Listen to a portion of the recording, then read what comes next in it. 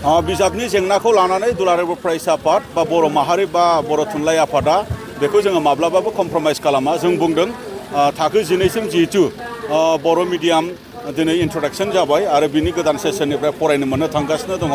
दा बेखायनो थाखो 6निफ्राय सानखान्थि आरो बिगियानखौ इंराजि रावजों बा इंराजि बिजोंनि बिजाबजों फरायनांगौनि जिखिनि मोनसे कम्पालसन जाबसिननानै होनायनि बाथ्रा आसाम सरकारनिफ्राय बुंदों बेखौ जोङो माब्लाबाबो गनाया। बेखौ जोङो गसंथागोन रायजो राजानि मददजों।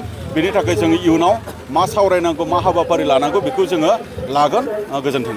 मानगोनां CM बिथाङा फैबाय थानाय समाव 20,000 बैसागु मोसानानै दिन्थिनो नागिरदों मुलुग रेकर्ड खालामनो। नाथाय माखासे मानसिफ्रा ससियेल मिडियायाव माने बिनि एगेन्स्टआव बखिबाय थानायखौसो नुनो मोनो बर' मानसिफ्रानो। बिनि सायाव मा बुंनो? सरकारा बैसागु फोरबोखौ लानानै इयुनाव मा हाबाफारि लायो मा हाबाफारि लाया बे सरकारनि खोथा।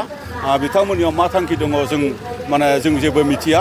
थारैनो बिथांमोना लायोबा बिथांमोननि खोथा आरो मोजां हाबाफारि लायोबा रायजो राजाया मोजां मोनगोन आरो जों एबसुआबो मोजां मोनगोन।